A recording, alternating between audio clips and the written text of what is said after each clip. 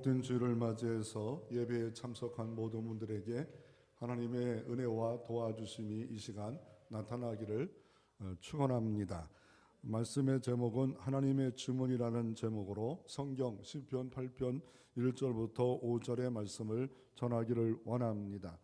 하나님의 주문에 찍힌 책이라는 있는데 그 책은 이사야를 통해서 하나님의 주문이 찍혀 있다라고 말을 하고 있습니다. 이사야 53장 5절에 그가 찔렸고 그가 채찍에 맞음으로 우리가 나음을 입었도다 하는 하나님의 사랑의 주문이 그 안에 있고, 이사야 7장에 그 이름은 임마누엘 하리라 라고 했던 하나님의 주문이 있고, 또 옆에 또 하나님의 주문이라는 책은 일반 한 사람의 하나님이 살아 역사하시는 손길을 기록한 책이 하나님의 주문이라는 책이 이 책이 있습니다.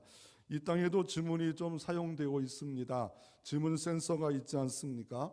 가장 많이 사용하는 게 여러분이 가지고 있는 휴대전화에 지문 인식 기능이 있어서 그 지문을 통해서도 입장할 수 있도록 지문 인식 기능이 있습니다. 그 이외에도 공항에서 출입국에도 지문을 갖다 대면 이 사람을 인식해서 이 사람은 동일한 인물이다 확인하는 주민등록증과 확인하고 여권과 확인되어지는 역사가 있지 않습니까? 그래서 지문이 동일한 지문이 거의 없답니다. 그러나 870만 대 1 정도, 1000만 대 1 정도가 지문이 거의 같고, 그렇지 않으면 다 다르고 다를 수밖에 없도록 하나님이 그렇게 만들어 놓으셨다 말하고 있습니다. 그리고 이렇게 지문 인식 말고도 홍채를 통해서도 이렇게 인간이 다 달라서 홍채를 통해서도 그 사람인가 또 난가 인식할 수도 있고, 또 다른 다양한 방법으로 우리를 인식할 수 있는 기능이 있는데, 그 중에 요새 많이 기술이 발달해서 지문을 통해서 전기파를 통해서 또 전자파를 통해서 지문의 깊은 데와 깊지 않은 데를 파악함으로 말미암아 센서가 개발되어서 다양한 곳에 사용되어지는 역사가 이루어졌습니다. 그러나 우리는 믿는 사람으로 하나님의 주문은 어떻게 우리에게 은혜를 주시고 교훈을 주고 있을 것 같습니까? 우리가 첫 번째로 한번 살펴보기를 원하는 것은 하나님이 온 땅에 떠나가 온 하늘에 하나님의 주문이 있다라고 말하고 있습니다. 오늘 시편 8편은 다윗의 시라고 1절 위에 표제어로서 이게 누가 썼는가 어떤 배경으로 썼는가의 표제어에 기록되어져 있습니다. 다윗은 지금으로부터 3000년에 이스라엘에 태어난 사람이었고, 나중에 왕이 될 수 없는 상황이었지만 사울왕 다음에 둘째 왕 다윗 왕이 되어져서 살았습니다. 그러나 그 인생 가운데 왕이 하나님이 허락했지만 다윗이 여전히 욕심을 부림으로 말미암아 도망자 10년을 삽니다. 그리고 아들이 압살롬 아들이 난을 일으켜가지고 고난의 세월을 보냅니다. 오늘 본문의 배경은 고난 가운데 들판과 광야 가운데 있을 때 도망자의 두려움과 염려와 걱정과 불안 가운데 쓰여진 배경을 갖고 있습니다. 그런데도 불구하고 표제에 보면 인도자를 따라 기쁨에 맞춘 노래라고 말합니다. 악기에 맞춰서, 어떤 악기인지 정확히는 모르겠다고 다들 합니다. 기쁨의 노래를 하고 있다는 겁니다. 상황은 두려움입니다. 상황은 걱정입니다. 상황은 현재는 도망자입니다. 광야입니다. 들판입니다. 외롭습니다. 고독합니다. 그러나 찬양은 기쁨으로 찬양하고 있는 다윗이 왜 그랬을까? 그 이유가 뭐냐면 1절에 이렇게 말합니다. 여호와 우리 주여, 주의 이름이 온 땅에 어찌 그리 아름다운지요, 주의 영광이 하늘을 덮었나이다 라고 찬양하고 있습니다. 다윗이 이렇게 보니까 여호와 우리 주여, 주의 이름이 온 땅에 어찌 그리 아름다운 것을 느껴집니다. 그리고 주의 영광이 하늘을 덮은 것을 보게 합니다. 어느 때 그렇게 봅니까? 3절에 보면 달과 별들을 밤중 쪽에 가장 외롭고 적막한 시간에 별들을 봅니다. 달들을 봅니다. 그랬더니 어떻습니까? 하나님의 솜씨가 보입니다. 하나님의 창조의 권능이 보여집니다. 신앙생활을 대충 했던 목사님의 아들이 어떻습니까? 군대 갔더니 군대에 가서 첫 번째 보초병을 설 때 힘들고 어렵지만 이렇게 별들을 딱 보는 순간에 와, 멋있다, 대단한 별들이, 야, 이거 인제에 있는 별들 너무 멋있구나, 그제서야 아빠 별들을 보니까 너무 멋있네, 이런 그 문자를 보내서 아버지가 감탄했다고 이런 그 글을 본 적이 있습니다. 다윗도 별들을 봅니다. 밤하늘의 달들을 봅니다. 그러면서 지금 도망자요, 지금 어려움을 당하고 있음에도 불구하고 그는 여호와 우리 주여, 주의 이름이 온 땅에 어찌 그리 아름다운지요, 주의 영광이 하늘을 덮었나이다. 이러면서 마지막 구절에도 또 한번 봉합하는 것처럼 또 한번 찬양으로 여호와 주의 이름이 어찌 그리 아름다운지요, 예수 그리스도 이름이 어찌 그리 아름다운지요. 더 나아가 온 하늘을 보니까 그 하나님의 영광이 보여집니다. 그럴 때 찬양하고 있는 모습을 볼 수가 있습니다. 이 다윗이 이렇게 하나님을 찬양하고 있지만 옆에 보면 그림 하나가 떠 있을 겁니다. 명화입니다. 미켈란젤로의 천지창조에 나오는 일부분의 그림을 이렇게 빼온 건데, 이게 베드로 성당, 그 비잔틴 성당 로마에 있는 성당에 있는 그 중에 하나가 천지창조를 레오나르도 다빈치가 천재 화가가 이렇게 만들었어요. 주의 손가락으로 천지를 만들었대요. 오늘 3절에도 주의 손가락으로 만드신 주의 하늘과 주께서 할 때 찬양이 나와지고 있다라고 말을 하고 있습니다. 그 베드로 성당의 어마어마한 성당에 천정에 목이 아프고 몸이 아플지라도 그걸 레오나르도 다빈치가 그려나갑니다. 몇 년에 거쳐서 그 위대한 작품을 만듭니다. 그리고 자기 이름을 낙인을 찍었어요. 그리고 나서 다시 돌아와서 낙인을 지웁니다. 하나님의 광엄한 그분 앞에 내 이름이 감히 들어갈 이유가 어디 있겠냐.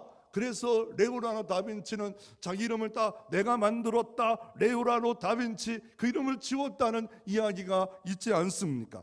다윗도 지금 하나님을 봅니다. 하나님의 영광을 봅니다. 창조를 봅니다. 그럴 때 찬양할 수밖에 없습니다. 우리가 찬양하는 것 중에 최덕신이 작곡한 찬양 중에 우리가 갖고 있는 시와 찬양 21장에도 이분도 이 시편 8편을 갖고 여호와 우리 주여, 주의 이름이 어찌 그리 아름다운지요 찬양을 하고 있지 않습니까? 목동인 나를, 지금은 더 어려운 나를 나였지만 그럼에도 불구하고 하나님 내게 이런 은혜를 주신 거 감사합니다. 찬양합니다. 인생은 우리가 국문학으로 보면, 부호로 보면 물음표예요. 왜 물음표를 갖고 있어? 인생은 물음표예요. 인생은 어디와서 무엇을 하다가 어떻게 살까? 인간은 하나님으로부터 왔다가 하나님을 영화롭게 하다가 한 줌의 흙으로 돌아갈 수밖에 없는 존재라는 것은 우리가 성경을 알고 하나님을 알면 다 알 수 있는 겁니다. 그리고 전도서 말씀, 솔로몬이 제왕이 썼던 그 인생이 헛디고 바람을 잡고 안개를 잡고 인생은 정말 무의미하다. 전도서 말씀만 봐도 혈기 부릴 필요 없고 이렇게 화날 필요도 없이 정말 아름답게 살아야 하고, 내게 주어진 모든 시간과 모든 것들이 선물이며 감사하며 행복하며 살 거를 전도서는 말씀하고 있지 않아요. 그런데 어떻습니까? 인생은 물음표만 던지고 끝납니다. 그런데 하나님 앞에 딱 서는 순간에 뭡니까? 느낌표, 감탄입니다.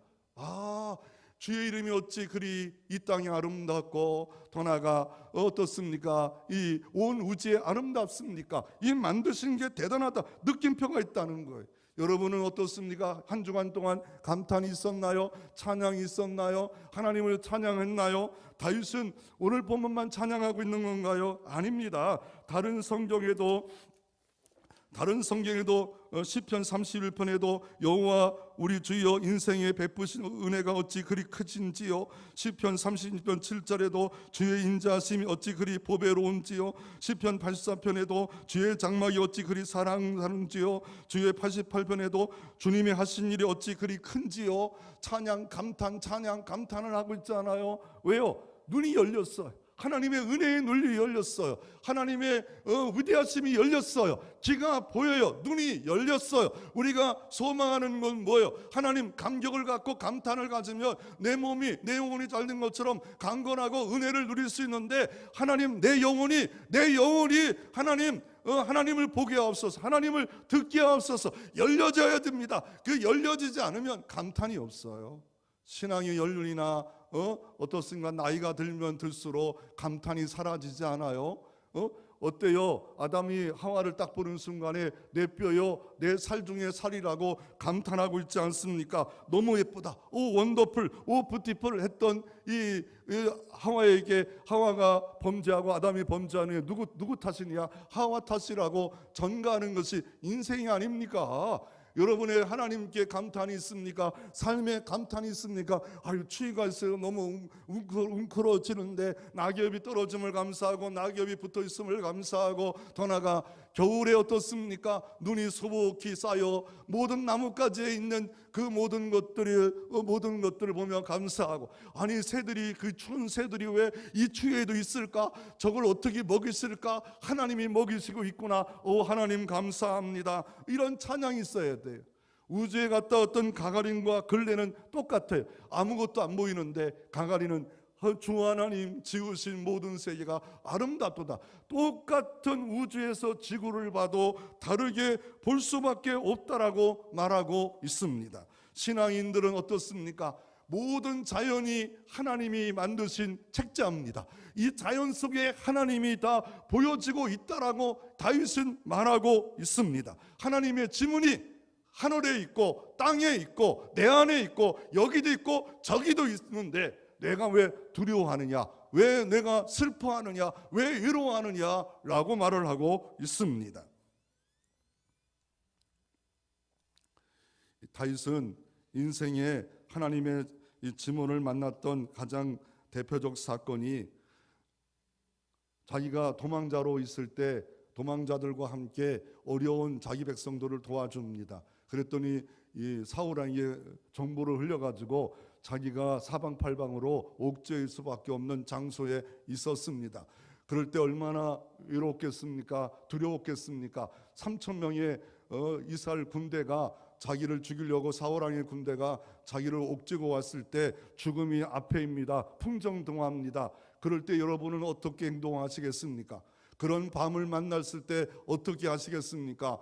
다윗은 어떻습니까? 목동이었습니다. 지금 목동이었을 때 하늘의 별들을 봤고, 더 나아가 달들을 봤고 모든 걸 봤습니다. 그와 마찬가지로 지금도 어려움 가운데 있는 이때에 다윗은 어떻게 합니까? 이 사무엘상 23장 28절에 이에 사울이 다윗 뒤쫓기를 그치고 돌아와 블레셋 사람을 치러 갔으므로 그곳을 셀라 하마누곳이라 칭하니라. 셀라 하마누곳이라 칭함의 역사가 이루어지는데, 그 이유가 뭡니까? 시편 54편 6절에 내가 낙헌제로 주께 감사하리로다. 여호와의 주의 이름이 감사하오리다. 주의 이름이 선하시나이다 라고 이렇게 시편에서 찬양하고 있습니다. 이 찬양하는 이유가 뭐예요? 지금 옥죄고 있을 때 낙헌제로 찬양하고 있는 거예요. 이때 배경을 갖고 있는 게 시편 54편입니다. 즐거울라 헌신의 찬양을 드리고 있어요. 다윗이 할 수 있는 일은 찬양밖에 없어요. 지금 생사고락을 가지고 있을 때 하나님을 찬양하는데 그냥 찬양도 아니고 즐겁게 찬양하고 있습니다. 인생의 생사화복이 하나님께 달려 있습니다. 하나님은 주권자입니다. 다윗을 보호하기로 결정한 결정이 있다면 아무리 블레셋 군대 3,000명이 전염병이 올지라도 하나님이 막아서는 역사가, 치료하는 역사가 일어날 수 있습니다. 그래서 그 장소를 셀라 하마 느곳이라 하였더라. 하나님의 피난처가 오늘 이 시대도 우리 가운데도 열려지는 역사가 있기를 바랍니다. 고백되어지는 역사가 있기를 바랍니다. 두 번째로, 만물이 있는 곳에 하나님의 신성이 보인다라고 말하고 있습니다. 오늘 3절에 보면 주의 손가락으로 만드신 주의 하늘과 주께서 베풀으신 두신 달과 별들을 내가 보니라고 말하고 있습니다. 하나님이 천지를 창조하실 때 오늘 본문과 성경은 다릅니다. 어떻게 성경을 다릅니까? 창세기 1장 2절에 보면 천지를 창조하실 때 태초에 하나님이 천지를 뭐로 창조했어요? 말씀으로 창조했어요. 그런데 오늘은 주의 손가락으로 지었다고 창조했다고 말씀하고 있습니다. 틀린 걸까요? 틀린 건 아니라고 생각해요. 시적 언어로서 이렇게 다윗은 주의 손가락으로, 어떤 손가락으로? 권능의 손가락으로. 인간도 만들지 않아요. 빌딩을 만들고 로봇을 만들고 우주선을 만드는데 전능하신 주의 손가락으로 만드신 주의 하늘, 온 우주. 여러분, 그 우주의 은하계의 절반을 가는데, 절반을 가려면 어때요? 지구에 빛이 있는데 이 태양에 나오는 빛이 지구의 1초 안에 이 지구를 2바퀴 반돈대요. 태양빛이. 그런데 840억만 년을 가야 딱 중간밖에 못 간다는 거예요. 인간이 갈 수 있는 그 속도로 가면 840억만 년, 그 빛의 속도로 가도 840억만 년을 가야 하나님의 은혜가기를 만든, 하나님의 우주를 만든 딱 중간도 못, 840억만 년, 우리는 100년도 못 살잖아요.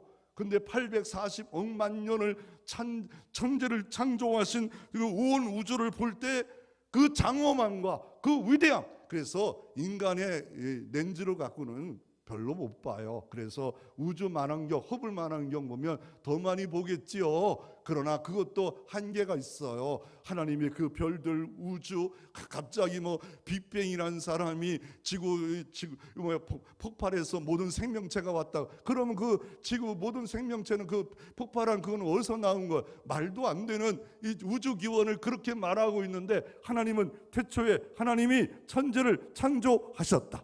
오늘 보면은 주의 손가락으로 모든 걸 만들어 주셨다라고 이렇게 말씀하는데, 그래서 주의 하늘과 주께 베풀어 주신 달과 별들을 내가 보니, 봐야 된다는 거예요. 똑같이 봐도 다르게 보여요. 왜요? 내가 사랑하는 사람이 생겼어요. 애인이 생겼어요. 똑같이 봐도 이 과거와 똑같은 사람이에요. 똑같은 여자예요, 남자예요. 달라 보여요. 내 자식은 어떻습니까? 다른 자식하고 똑같이 있어도 내 자식은 다르게 보이지 않습니까? 하나님을 다르게 볼 수 있다는 거예요. 믿음의 눈이 열려지면 다르게 본다는 거예요. 믿음의 눈이 열려지고 하나님과 함께하는 그것을 보는 순간에 감탄이 있고 찬양이 있는 역사가 있고, 그 믿음이 크면 클수록 열려진다는 것. 그 하루하루 세계가, 하루하루 자연을 볼 때마다 찬양과 감탄이 있고, 감탄이 있으면 뭐요? 내 영혼이 잘 된 것처럼 범사에 잘 되고 강건할 줄로 믿으시기를 바랍니다. 그래서 이 만물의 하나님의 신성이, 하나님의 손길을 보라고 하는데, 사도 바울은 예수님 당시나 바울 당시에 가장 강력한 제국인 로마를 방문하기 전에 로마서를 쓰면서 로마서 1장 19절 20절에 이렇게 말합니다. 이는 하나님이 알만한 것이 그들 속에 보이니라. 하나님이 알만한 게 이게 인간 속에 있대요. 이거를 종교의 씨앗이라고 하고, 더 나아가 아담과 하와에게는 하나님의 형상을 입었다라 말합니다. 모든 동물도 어때요? 새와 다르게 동물은 흙으로 만드셨다고, 그냥 말씀으로 창조했다가 동물과 사람만을 흙으로 창조했다고 창세기에 나옵니다. 대충 보면 안 나와요. 근데 자세히 보면 동물은 흙, 그리고 전도서 말씀에 보면 인간의 혼은 위로 올라가고 동물의 혼은 땅으로 내려간다는 말이 있어요. 제가 33년 전에 총신대학 교수에게 학과에 질문했는데, 정말 몰라서 질문하는 거냐라고 질문을 하더라고요. 근데 이제 풀렸어요. 짐승의 혼은 땅으로 가는구나. 이거는 없어지든지 멸망하든지, 인간의 혼은 위로 올라간대요. 왜요? 영원한 심판이 있다라고 말씀하고 있지 않아요? 그 만물 속에 인간에게는 만물의 영장이고 그것은 하나님과 함께해서 하나님을 찬양하는 형상, 하나님의 모습을 닮은 형상, 하나님의 그 모습이 인간에게 주어졌다는 거예요. 모든 것보다 뛰어난 이것들이 인간에게 줘. 얼마나 인간이 뛰어내요? 로봇을 만들고 인공지능을 만들고 뭐 대단한 우주선을 만들고 어마어마하잖아요. 하나님께서 이를 그들에게 보이셨느니라. 보이게 했대요. 그래서 어떤 이렇게 보니까 그러더라고요. 어떤 사람이 수박을 하나 심어놓고 와 수박이 나오니까 와 여기서 수박이 나와? 탤런트들 그러더라고요. 여기 수박 하나 이만한 수박이 나와? 감탄해요. 세상 사람도 농사를 모르는 사람이 수박 하나 심어놓고 수박이 나오니까 야 수박 나왔다 수박 나왔다 수박 나왔다. 어때요? 사과 하나 심으면 사과가 엄청 많이 맺혀주는 거. 와 사과 나왔다 사과 나왔다. 이러지 않게 내가 농사를 처음 해본 사람 그러나 오래 해보고 늙고 영육이 늙으면 이런 것들이 감탄이 자꾸 없어져 버려요. 20절에는 이렇게 말합니다. 창세로부터 그의 보이지 아니한 것들 곧 영원한 능력과 신성이 그 만드신 만물에 분명히 보여 알려졌으나 그러므로 그들이 핑계하지 못할지니라. 영원한 능력과 신성이 만물에 깃들어 있대요. 하나님의 솜씨가 있대요. 하나님의 손길이 있대요. 하나님의 터치가 있대요. 하나님의 지문이 있대요. 말씀으로 만드셨지만 다 하나님의 원하시는 거. 소나무 하나에도 잣나무 하나에도 다 있대요. 매미를 보십시오. 매미가 땅에 얼마나 있는지 3,000종이래. 매미가 3,000종이래. 종류가 3,000종이래요. 그게 3년을 애벌레에 있던지 5년을 애벌레 7년 10년 18년까지 애벌레에 있다가 딱 한 달만 이 땅에 살다가 어떻습니까? 자기 자녀를 후손을 만들어 놓고 죽는 게 매미예요. 매미 죽이지 마세요. 한 달만 사는 거 그 매미를 죽여가지고 시끄럽다고 때리려고 막 쫓아다니고 아이고 저거 아파트에서 없애버려야 되는데 저 매미 그거 18년 동안 애벌레 있다가 딱 한 달만 이게 매미 돼가지고 살다가 죽을 수밖에 없는 그 존재를 너무 목사님은 동물 애호주의자라고 그렇다는 거죠. 때려 죽이든지 뭐 하든지 그냥 알아서 하시고요. 만물 속에 하나님의 신성이 지구를 보세요.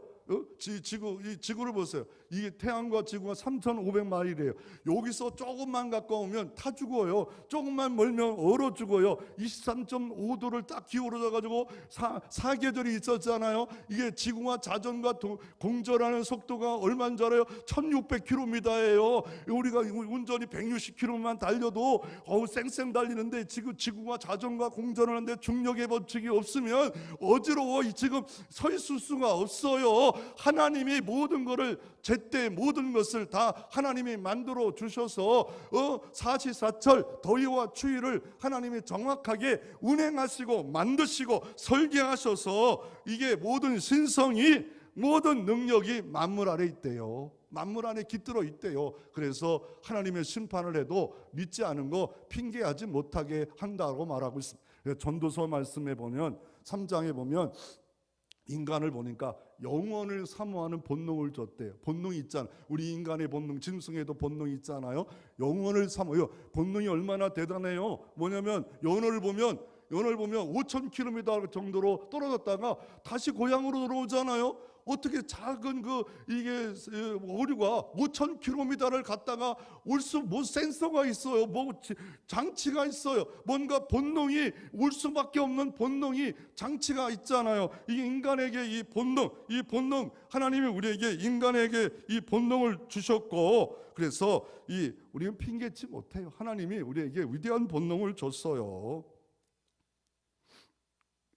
타이어를 보면 운전 어떻게 하는 거를 안 돼요. 우리는 잘 모르죠. 전문가 보면 이 사람은 급발진하는 사람이구나. 급브레이크를 밟구나. 어디 부분에 타이어가 많이 달았냐에 따라서 이 사람은 운전을 조용하게 차분히 하는 줄 푹 가다 푹 쓰고 이걸 다 우리가 타이어만 보면 알 수 있잖아요. 하나님의 지문이 전문가는 타이어를 보면 아는데 우리는 영적 전문가가 되지 않아서 하나님을 못 봐요. 다윗은 봤어요. 다니엘도 봤어요. 요셉도 봤어요. 그래서 하나님 앞에 원망하지 않고 불평하지 않고 하나님의 복된 때, 은혜의 때, 형통의 때, 하나님의 능력의 때, 하나님의 그 사랑의 손길로 내밀을 때까지 기다려요. 이 만물에 있는 하나님의 신성을 보면, 집사님 다음 거 좀 넘겨주세요. 갑자기. 그래서 이 보면은 오늘 이 보면 이전의 말씀에 보면 주의 대적으로 말미암아 어린아이들의 젖먹이들이 입으로 권능을 세우시며 이는 원수들과 보복자를 잠잠하게 하려 하심이라.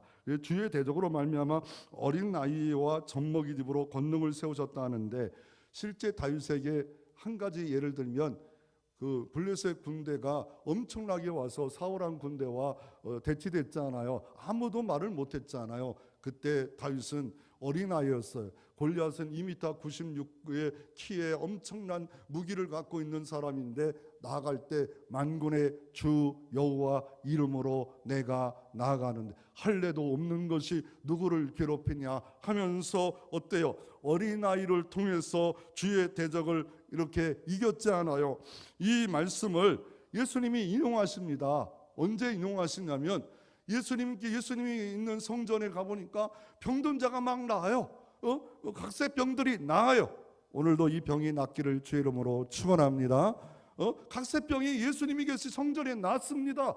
그랬더니 어린 아이들의 그 마음이 확 열려요. 그래서 호산나 다윗의 자손이요 라고 어린 아이들이 그 치유 현장을 보면서 성령이 막 임재하니까 입이 막 열려서 호산나 다윗의 자손이요, 호산나 다윗의 자손이요, 메시아요 찬양을 합니다. 그랬더니 종교계나 하는 권위자, 최고의 권위 대제사장이 못마땅히 여깁니다. 더 나아가 성경계나 하는 분파 바리새파들이 이거 뭐야? 이게 무슨 이게 이상한 일이 벌어져라고 믿지 않는 이 대제사장과 이 바리새인들 앞에 오늘 예수님이 이 말씀을, 오늘 본문 말씀을 인용해서 예언이 이루어진 거다. 예언이 성경 구약의 예언이 이루어진 거다. 3000년 전에 썼던 그 말씀 우리가 보고 있지만, 예수님은 1000년 후에 이 말씀을 예수 그리스도를 통하여 어린아이를 통하여 응하였다고, 임하였다고 오늘 말씀하고 있는 거예요. 그래서 마태복음 21장 16절에 이렇게 말합니다. 예수께서 말하되 그들이 하늘 말을 듣느냐? 예수께서 이르시되 그렇다. 어린아이와 젖먹이 입에서 나오는 찬미를 온전케 하셨나이다 함을 너희가 읽어본 적이 없느냐? 시편 8편을 읽어본 적이 없느냐? 어린 아이들을 통하여, 젖먹이를 통하여 하나님이 권능을 세우니까 다른 사람이 찬양해야 되고, 일꾼이 예배드리고, 일꾼이 봉사해야 되고, 일꾼이 헌신해야 되는데 안 하니까 돌들로 어린아이로 하나님이 일하셨지 않느냐? 너 대제사장, 너 바리새인, 종교계나 알고 권력을 갖고 있다고 너희들 통해서 일하지 아니하시고, 더 나아가 초라한 어린아이를 통해서 하나님이 일하셨다라고 하셨고, 그 예언이 지금 임하여서서 온전하게 하셨다. 이 말은 권능을 주셨다는 거예요. 우리가 찬양하고 있습니까? 하나님이 권능이 임한 겁니다. 감사하고 있습니까? 권능이 임한 겁니다. 그것도 위기 가운데, 고통 가운데 하나님을 의지하고 싶다, 하나님께 예배하고 싶다, 기도하고 싶다 하면 하나님이 분명히 부르신 자에게는 합력하여 선을 이루시는 역사가 분명히 도래할 것을 믿으시기를 바랍니다. 그러면 이 만물을 우리가 어떻게 사용해야 될까요? 이 만물을 어떻게 하라 말씀하고 있습니까? 이 만물에 하나님의 신성이 있는데, 오늘 본문에 보면 어떻습니까? 주님께서 우리에게 무엇을 부탁하고 있습니까? 6절에 보면 주의 손으로 만드신 것을 다스리게 하시고, 누구에게? 인간에게 모든 것을 다스린대요, 통치한대요. 하나님이 전능 절대 주권으로 통치하고, 우리가 아담으로, 인간으로 땅을 정복하라, 땅을 다스려라, 창세기 말씀했던 걸 대리적 통치자로서 다스림을 이 땅에 인간에게 줬다는 겁니다. 인간이 다스리는 겁니다. 동물도 다스리고 식물도 다스리고, 그래서 먹는 거지요. 먹을 수도 있지요. 그러나 어때요? 함부로 죽이고 살생하지 마. 아예 살생하지 말라. 이거는 없어요. 그런데 이걸 뭐예요? 문화명령이에요. 세상 가운데 빛과 소금이 되라. 세상 가운데 하나님의 사랑의 흔적을 나타나라. 직장 가운데 예수 그리스도라면 어떻게 섬길 것을 보여줘라. 이게 우리에게 맡겨진 거예요. 문화 속에 지상명령만 있는 게 아니라 세상 속에 크리스찬답게 살아가라. 만물을 다스리는 것이 크리스찬다운 삶이라고 말하고 있는 겁니다. 그래서 왜 우리에게 이걸 줬냐면요, 하나님이 창세기 1장 26절부터 28절에 보면 하나님이 인간에게, 우리에게 독특하게 자기 형상을 우리에게 주셨어요. 하나님의 형상이에요. 하나님을 닮은 형상이에요. 여러분이 자녀도 여러분을 닮아야 돼요. 안 닮으면 조사해 봐야 돼요. 닮았어요. 하나님의 형상이 우리 닮았대요. 우리가 그래서 찬양하고 예배하고 싶은 것들이 하나님의 형상을 가진 자들의 모습이 하나님의 형상. 그리고 인간을 흙으로 만들었는데 생기를 불어넣었대. 그리고 생명이 됐대요. 영적인 존재라 영이신 하나님을 만나야 만족하고 영이신 하나님께 예배드려야 그 영으로 주님을 만나고 터치하고 말씀의 영으로 보혜사 영으로 우리와 함께 하심으로 말미암아 우리에게 새로운 은총의 영으로 함께하는 역사가 바로 우리에게 주어졌어요. 그러면 만물이 인간이 주신 사용권인가 소유권인가, 이거를 다시 삶의 현장으로 바꾸면 이거예요. 자녀 내 건가 아니면 사용권인가? 내 아파트, 내 땅 사용권인가 소유권인가? 실제적으로는, 법적으로는, 행정적으로는 소유했어요. 내 거예요. 맞아요. 그런데 우리 의식 속에는 뭘 가지라는 거예요? 사용권만 가지고 이 땅에 살고 있다. 자녀도 더 나아가 뭡니까? 재산도 이 땅에 내 생명 있을 동안만 사용하다가 다 내려놓을 수밖에 없다는 것을 알라는 거예요. 그런데 욕심이 많고 이런 사람들은 어때요? 내 것이다. 내 소유권이다. 그래서 어떻게 손을 펴고 사랑을 펴고 섬기고 드리고 이런데 인색하지 않아요. 내 건데 왜 노타치? 내 거야, 내 자녀야, 내 거야. 물론 그 사랑을 한다는 건 나쁘지 않아요. 그런데 소유권을 너무 지나치게 하나님이 잠깐 사용권을 내게 위임해 주셨는데도 불구하고 내 것인 양 지나치게 사랑하다 보면 여기에 이기심이 엄청나게 작동됩니다. 그래서 만물과 내게 모든 거 주어진 거 사용권을 내게 주었다. 소유권이 아니다 라고 말하고 있습니다. 세 번째, 인간에게 하나님이 어떤 질문을 줬습니까? 오늘 본문의 4절에 보면 사람이 무엇이기에 주께서 그를 생각하시며, 다윗은 사람이 무엇이기에 주께서 그를 생각하신대요. 생각한다는 건, 하나님의 생각이란 말은 책임져 주신다, 보관해 주신다, 이런 뜻도 다 있는 거예요. 하나님이 여러분 생각하면 문제가 해결돼요. 하나님이 여러분을 생각만 해도, 왜요? 한나가 어떻게 해요? 하나님께 기도하고 집으로 돌아갔을 때 아이가 없었지만 하나님이 그를 생각하신지라, 생각하면 되는 거예요. 하나님의 생각에, 좋으신 생각 아래 내가 들어가면 그 하나님이 이 사람이 무엇이가 한데 나를 생각하시네요. 75억 있는데 왜 나를 생각하시네요. 다윗이 도망자 신세인 다른 사람은 다 버리고 있는데 하나님 나를 생각하시는데요. 인자가 무엇이고 한데, 인자란 말은 히브리어로 벤 아담이에요. 흙이라는 거예요. 흙인 나를 무엇이고 한데 주께서 그를 돌보시나이까. 주께서 전능자가 나를 돌본다는 거예요. 그래서 이걸 느끼고 알았을 때 시편 23편의 찬양이 나올 수 있지 않겠습니까? 여호와는 나의 목자시니 내게 부족함이 없으리로다. 내가 사망의 음찬 골짜기를 다닐지라도 주께서 주의 지팡이와 막대기로 나를 안위하시나이다. 그래서 어때요?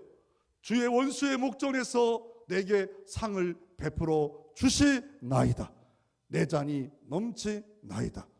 이런 고백을 할 수 있지 않겠어요? 그래서 사람이 무엇이기에 주께서 그를 생각하시며 인자가 무엇이기에 주께서 그를 돌보시나이까. 인간을 하나님보다 조금 못하게 하시고, 누구보다 조금 못하게 하나님보다 모든 동물과 만물의 영장으로 만드시고 영화와 종기와 관을 씌우셨대요. 나는 이토록 정체성을 가지고 있냔 말이에요. 자존감을 갖고 있느냐 말이에요. 나는 나다. 이게 75억 인구 중에 나는 나예요. 나와 똑같은 사람은 없어요. 쌍둥이도 달라요. 에서와 야곱이 다르시 달라요. 다 다르게 하나님이 사랑으로 계획하셔서 이 땅에 나를 보내주셨대요. 어느 때는 다윗처럼 하나님 마음 합한 자도 도망자로 10년 동안 더 광야에 살 수밖에 없는 어려움을 만나고, 아들이 죽이려고 하는 이런 어려움을 만나는데 신앙이 없어서요, 하나님 마음에 합한 자였어요. 이런 우여곡절이 있음에도 불구하고 인간은 하나님보다 조금 못하게 하는 특별한 사랑의 대상이다. 나도 특별한 사랑의 대상이다. 예수 십자가로 너는 내 것이야. 내가 너를 피로 샀어. 너는 내 자녀야. 나를 지목했고, 나를 불렀고, 나를 구속했고, 나를 영원한 천국에 벌써 들어가신 그분이 나를 오늘도 특별하게 여러분을 사랑하는 것을 믿으시기를 바랍니다. 그리고 5절에 보면 어때요? 하나님이 아주 영광스럽게, 다른 거면 천사보다, 히브리서 2장 7절 8절에 천사보다 조금 못하게, 하나님보다 조금 못하게 하셨고, 그리고 인간은 이렇게 사랑받는다고 해서 방관자로 살지 말고, 그리고 6절에 보면 주의 손으로 만드신 것을 알았냐? 다스리게 하라. 다스리게 하라 라고 말합니다. 청지기로서 이 땅에 내 모든 재산권, 내 모든 거 하나님 겁니다. 하나님의 영광을 위해서 시간을 드리고 물질을 드리고 마음을 드리고 살기를 원합니다. 다스리는 존재로서 이 땅에서 살고 있다라고 말하고 있습니다. 그래서 이 다스리는 존재로 사는데, 이 인간의 지문이 어디 등장하냐면요, 인간의 지문은 다 달라요. 모든 사람이 다 달라요. 이 땅에 있는 모든 사람은 지문도 달라요. 같을 확률은 1000만 분의 1이라고 말하고 있고, 그리고 이 지문을 연구한 사람들은 4종류로 나눠요. 비슷한 모양, 그러나 또 다 다르게 또 만들어졌대요. 그래서 동양 사람의 지문과 서양 사람 지문이 다른데, 그 지문뿐만 아니라 진화에 대해서 말하는 사람들이 공격을 하지만, 그러나 DNA가 발견하는 부터는 어떻게 할 방법이 없어요. 인간에게는 아버지, 부모, 엄마로부터 주어진 유전자, 생명체, DNA가 다 각기 다릅니다. 4개의 염기색체로 해가지고 만들어진 유전 염색체가 있는데, 이거를 발견한 사람이 1869년에 프리드리 미셔가 처음 발견했다는 겁니다. 다 유전체가 있다는 것, DNA가 있다는 것, 다 각기, 성경은 창세기 각기 그 종류대로 하나님이 만드셨다라고 말하고 있는 겁니다. 아니, 침팬지의 유전자하고 인간은 달라요. 비스무리해도 달라요. 원석이도 달라요. 각기 다르게 하나님이 만들어 주셨는데, 어때요? 진화론 자는 뭐예요? 루퍼라는 원시에게서 다세포가 나오고, 또 뭐가 나옵니까? 다세포에서 식물이 나오고, 여기서 침팬지하고 인간이 나무처럼 만드는데, 성경은 뭐 각기 그 종류대로 DNA를 주셔서 뱃속에서 어때요? 갑자기 이 아기가 생기는 게 아니라 10개월 동안 생겨짐으로 아이 형체를 갖고 나와서 또 자라나서 한 인간으로 커가는 이 모든 과정, DNA가 안에 있는데 이 DNA가 생성되었다가 또 소멸되었다가 이 만드는 거, 어떤 과학자도 DNA 한 세포도 우주를 정복하고 최첨단 무기를 만들어도 못 만들어요. 하나님이 만드신 이 하나가 얼마나 대단한지, 무신은 리천도 도수가 눈먼 시계공이라는 책에서 이 책이 프레데리코 백과사전 30권이 다 들어가도 이 인간 DNA와 바꿀 수 없고 비교할 수 없다라고 말합니다. 1g의 이 DNA 1g에 이 책이 들어간다면 100만 권까지 1g의 DNA 100만 권까지 책을 들어갈 수 있는 인간 DNA 이거 하나 너무 작고 1g 이게 100만 권에 이거를 인간이 아직은 못 만들어요. 근데 뭐가 있냐면요, DNA를 잘라내는 기술은 어떻게 이 발견한 것도 의대했고 이거를 잘라내는 기술이 있고 지금은 뭘 연구하고 있는지 알아요? 여기에 전염병이 안 걸리고 이 DNA가 건강하게 되고 잘못된 전염병 이게 유전인자가 있는 건 잘라내는 이런 것들을 지금 개발하는데 수조억이 들어가야 돼요. 언젠가 인간이 이 대단한 하나님 만드신 DNA를 이거 벌써 발견했고 이거 발견하고 이거 유전인자 때문에 부모가 일찍 돌아가셨어요. 그러면 200년 지나도 그 DNA가 있으면 그거 검사할 수 있어요. 여러분 옛날에 화성 연쇄 사건 이춘삼 사건인 거 아시지 않아요? 그런데 지문과 DNA가 발견돼서 20년 만에 범인이 잡혔어요. 거의 20번의 연쇄 강간 사건을 죽여버렸잖아요. 머리 좋은 인간이에요. 그 사람이 요 화성에 있어요. 화성 옆에 우리 수원로의 교회도 있어요. 그 화성이 가까워요. 동탄 가기 전에 화성이 그 연쇄 사건이 있는 장소예요. 그 장소에 다른 사람이 하도 막 매를 때리니까 내가 범인을 했다가 나중에 지문 다시 조사하고 DNA 조사하니까 이춘삼이라는 사람이 범인으로 정확히 드러나서 잡혔잖아요. 나도 그랬어요. 그 사람이 못 잡힐 거다. 이렇게 세월이 흘렀는데 그런데 과학과 의학이 발달함으로 말미암아 잡혔지 않아요. 오늘 시편 8편은 다윗의 시입니다. 다윗은 힘들었습니다. 어려웠습니다. 그런데 감탄합니다. 찬양합니다. 기쁨의 노래를 합니다. 왜요? 눈을 크게 해서 믿음의 눈으로 달들을 봅니다. 별들을 봅니다. 만물 속에 자연에 은총을 주신 하나님의 설계도 하나님의 솜씨를 보게 됩니다. 그럴 때 찬양합니다. 그리고 내가 무엇을 해야 될지 어떤 것을 행해야 될지 이것에 대해서 바르게 고백하는 이 찬양이 시편 8편입니다. 이 고백이 이 삶이 여러분에게도 재현되어지기를 주의 이름으로 축원합니다.